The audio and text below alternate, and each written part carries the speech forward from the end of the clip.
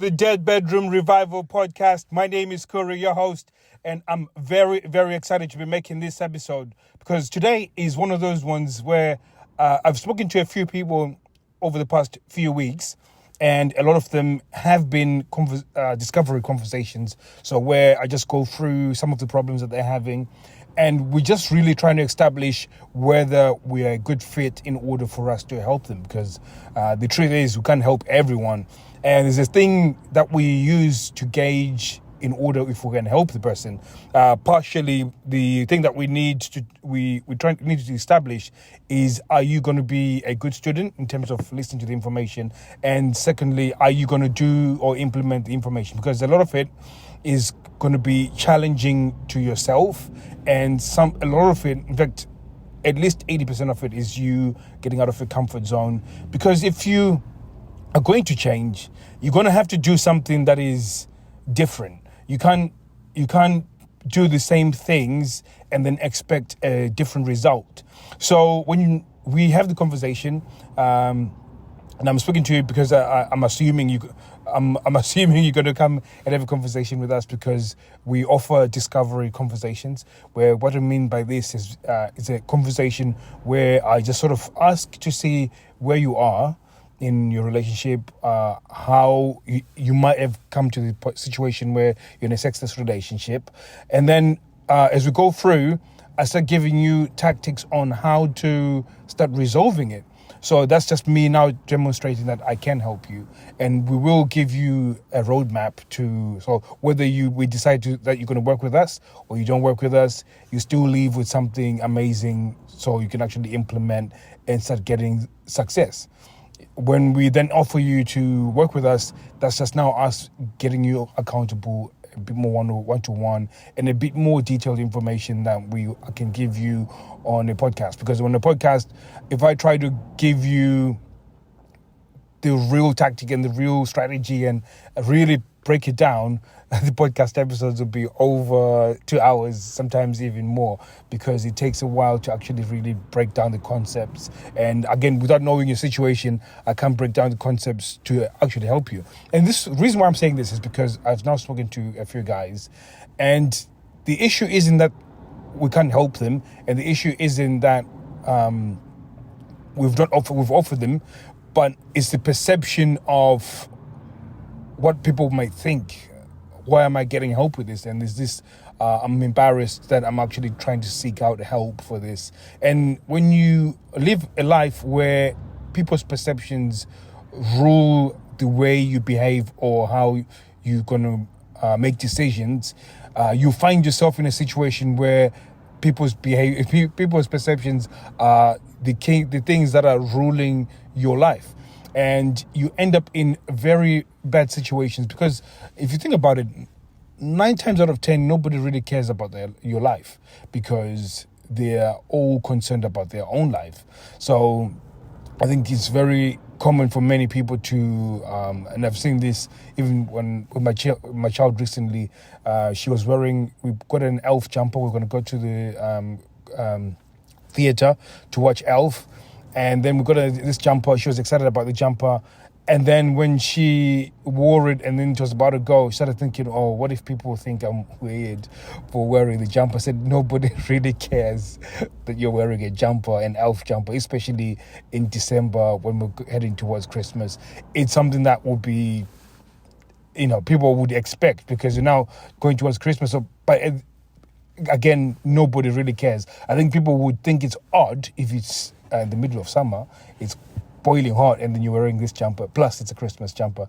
But again, it wouldn't be that much of a big deal. So if you think about it, in your life, there's certain situations where you've allowed perceptions to dictate the way you behave, and I can guarantee you a large chunk of a sexless relationship comes down to the perception. So whether it's perception from your wife, that is now dictating the way you behave, and therefore is causing the sexless relationship. Also, how people perceive your relationship. So are you dreading the whole Christmas period because you're going to meet up with family, and then you're going to have to pretend that your relationship is okay, but really it's not.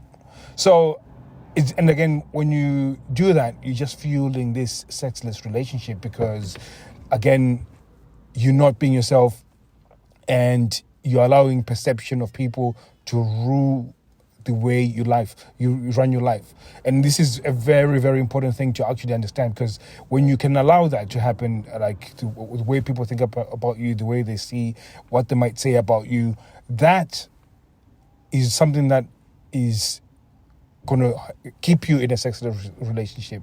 And really getting over that and overcoming it is one of the key steps of actually starting to fix this. And again, comes down to probably not just your relationship or sexless relationship. It also goes down to even going to the gym. I think there's several guys that I've spoken to who were talking about working out and going to the gym, and they don't want to go to the gym because they're afraid to not know what to do or to do things wrong and what people might think when they see them. And, their weight, they're a bit too heavy. Let me lose a little bit more weight before I start going to the gym is one that I've heard recently. Again, it all comes down to like allowing perceptions of people to dictate how you live your life. Now, this is a very important thing, and I'm saying it in a way that hope is actually giving you the idea that you really, really, really don't need people's perceptions to run your life. And again, this a lot of it isn't something that you've consciously thought about. It's something that is subconscious. Somebody has told you that you're not good enough, and then you've believed them. And I'm saying this because I know this is where I've come from. That people used to tease me when I was younger. I'm dyslexic, so when people started teasing me, I started being teased because the teacher teased me first about me being dyslexic, which gave license to the children as well to start teasing me, which then became a very terrible time at school.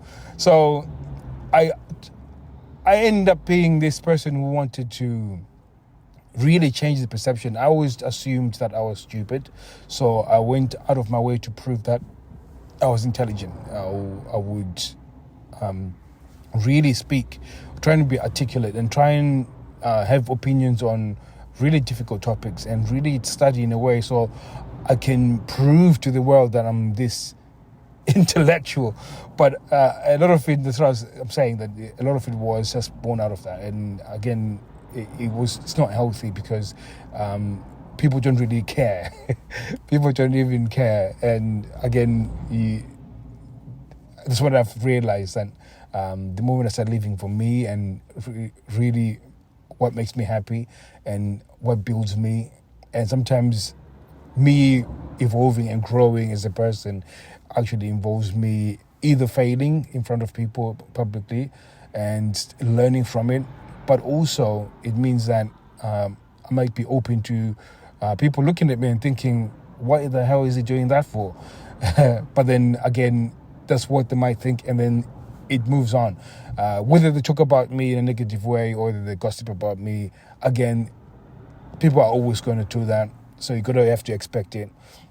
And I remember saying this recently. I'm a black guy who works in an engineering industry where, like, it's a proper minority. Like, there's not a lot of people. So, and I was saying that there's some realities that I have to expect. So if my white counterpart has a breakdown that takes 2 hours, they just say, oh, that's a breakdown that takes 2 hours. When I get a breakdown, it's usually, oh, they couldn't fix it. So, and it's happened over and over again. And I'm not saying it's racist or it's just one of those things that I just accept that people, that's how they think. It's just like, it's one of those things. And I just accept it. And I could allow, and I'm saying this because I got another black guy that I was working with, and I was saying, if you accept, the quicker you accept it, the easier it is with your life, because you're going to get a lot of these situations where somebody is just ignorant. Maybe they just, the way they've been conditioned, the way, media, they've been conditioned to think that, that somebody will be superior than you. So you just have to get over it. The quicker you can not allow that person's perception to rule the way you think about yourself, again, it becomes so much freeing. And I'm saying this, and I'm just trying to give you examples of these situations where where you shouldn't allow perceptions to dictate who you are. So I saw a video recently of this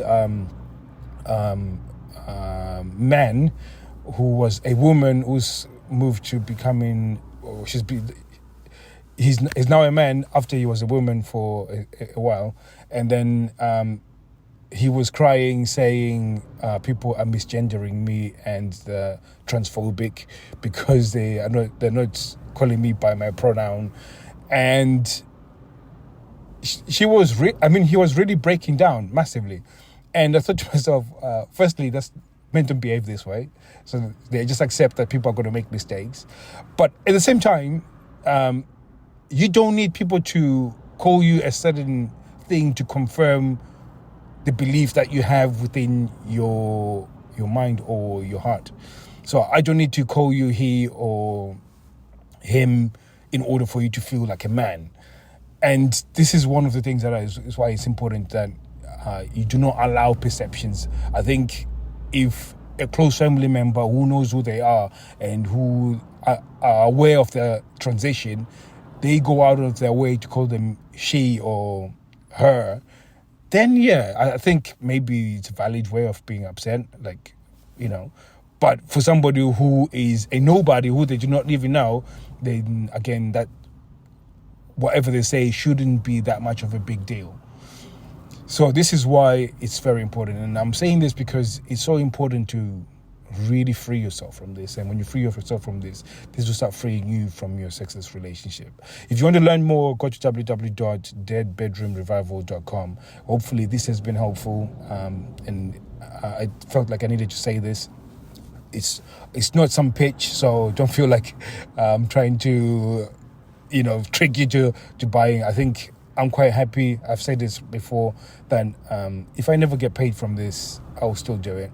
I would like to get paid for it because I know I can help people, and when you pay, you get more personal training from me.